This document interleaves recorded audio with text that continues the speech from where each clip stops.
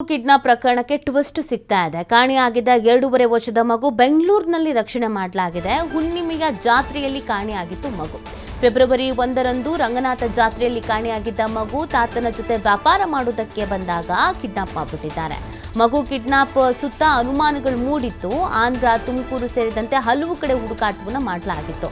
ಅಂತಿಮವಾಗಿ ಬೆಂಗಳೂರಿನಲ್ಲಿ ಪತ್ತೆ ಆಗಿರುವಂಥದ್ದು ಮಗು. ಕೋರಮಂಗಲದ ಮಹಿಳೆಯ ಮನೆಯಲ್ಲಿ ಮಗು ಪತ್ತೆ ಆಗಿದೆ.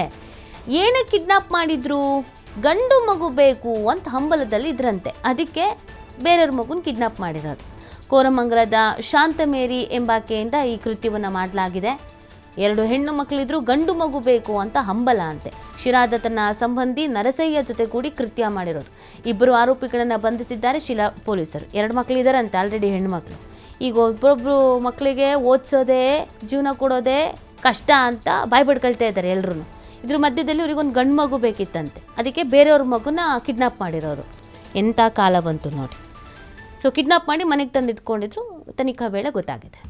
7 ಗಂಟೆಗೆ ಯಾರೋ ಇಬ್ಬರು ಬಂದು ಆ ಮಗುನ ಕರ್ಕೊಂಡು ಹೋಗಿದ್ರು ಅಂತ ನಮಗೆ ಮಾಹಿತಿ ತಿಳಿದು ಬರುತ್ತೆ. ಸೊ ಅದ್ರ ಮೇಲೆ ನಾವು ಇಮಿಡಿಯೇಟಾಗಿ FIR ರಿಜಿಸ್ಟರ್ ಮಾಡಿ ಟೀಮ್ಸನ್ನು ಫಾರ್ಮ್ ಮಾಡಿದ್ವಿ. ಎಲ್ಲ ಕಡೆ ನಾವು ಇದು ಮಾಡಿದ್ವಿ.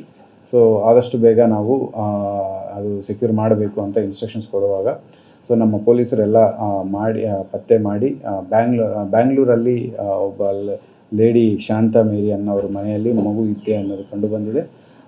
ಆಮೇಲೆ ಅದು ಈ ಘಟನೆ ನಡೆದಿರುವ ಈ ಕಾರಣ ಏನನ್ನೋದು ತಿಳ್ಕೊಳ್ಳುವಾಗ ನರಸಯ್ಯ ಅನ್ನೋರು ಮತ್ತು ಈ ಶಾಂತಮೇರಿ ಇವರು ವರ್ಷಕ್ಕೆ ಅಕ್ಕ ತಮ್ಮ ಆಗಿರಬೇಕು. ಸೊ ಅವರಿಬ್ಬರೂ ಅರೆಸ್ಟ್ ಮಾಡಿ ನಾವು ಮಗುನು ಇದು ಮಾಡಿ ಸೆಕ್ಯೂರ್ ಮಾಡಿ ಅವ್ರ ತಂದೆ ತಾಯಿಗೆ ಕೊಡಲಾಗಿದೆ. ಮಾರಾಟ ಆಗಿಲ್ಲ, ಕಿಡ್ನಾಪೇ ಆಗಿದೆ. ಇವರು ಸದ್ಯಕ್ಕೆ ಇವರು ಹೇಳುವ ವಿಚಾರ ಏನಂದರೆ ಅವರು ಮಗು ಗಂಡು ಮಗು ಇಲ್ಲ, ಗಂಡು ಮಗುಗೋಸ್ಕರ ನಾವು ಮಾಡಿದ್ವಿ ಅಂತ ಹೇಳ್ತಾ ಇದ್ದಾರೆ. ಬಟ್ ನಾವು ಇದು ಹಿನ್ನೆಲೆಯನ್ನು ಪೂರ್ತಿ ಪ್ರಶ್ನೆ ಮಾಡಿ ಪತ್ತೆ ಮಾಡಲಾಗಿದೆ. ಸುಮಾರು 40 ವರ್ಷ ಅವ್ರಿಗೆ. ಸದ್ಯಕ್ಕೆ 2 ಮಕ್ಕಳಿದ್ದಾರೆ.